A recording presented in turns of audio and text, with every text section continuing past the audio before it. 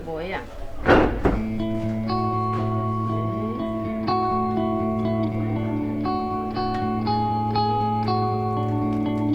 Little dust na sleep outside the net, mosquito kakay men. MC. Head pain, bell pain, joint pain. We bring him come.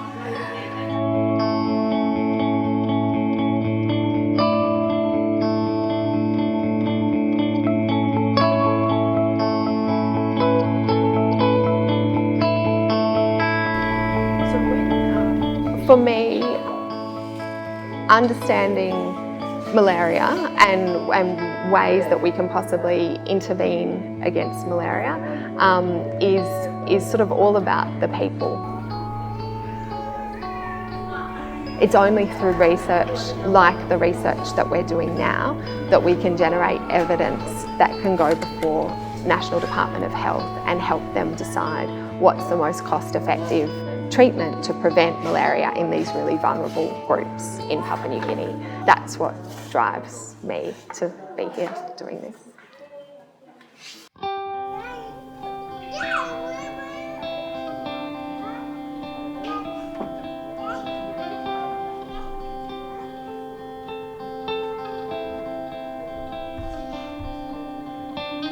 The malaria parasite is such an ancient organism that has evolved together with humans throughout the centuries in different parts of the globe. There has been success in controlling it, but certainly in temperate and tropical countries, malaria finds a way to get around the tools that are being used at the time. One day I'm alright, one day I'm sick. I stay sick and now I'm alright. It's mainly a disease of the young children and pregnant women. Malaria was significantly one of the major causes of lost time. Parents cannot really go to the gardens or do work that will bring income into the family.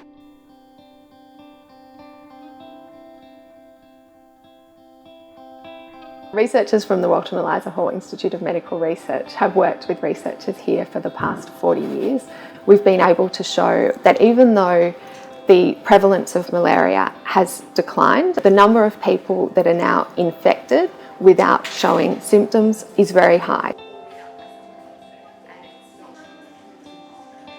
These are people that are living in the community and who we at least think are capable of transmitting the parasite back to the mosquito, who aren't getting treated because they're not sick. We need to try and understand what are the complex factors at play and how is that changing as we put this pressure on malaria.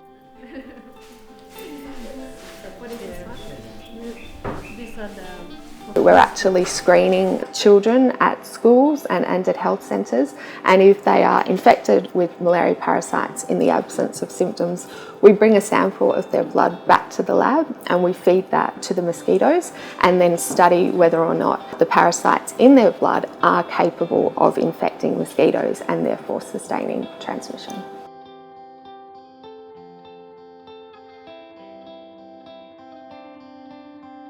The majority of infections children have are due to relapses, and that's been a really important finding because it shows us that by only looking at the blood stage will not achieve the reductions that we need, because it's this liver stage that's really making a big contribution to infection.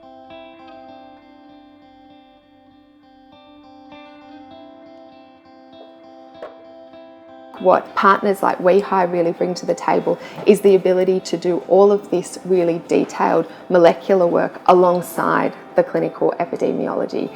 We can look deeper into the sample and show that somebody has a malaria infection that we couldn't see by other tests.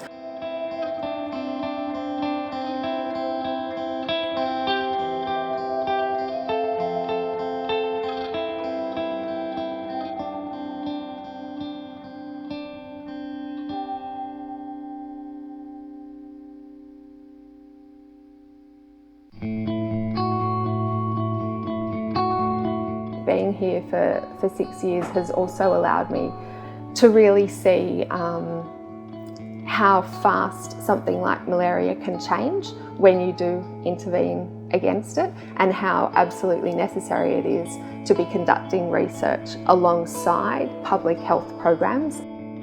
By the time it bounces back, people may have lost immunity and death rates would be really, really high. It will be a long fight for many years still to come. We can't really forget it. It's only the beginning, I would say.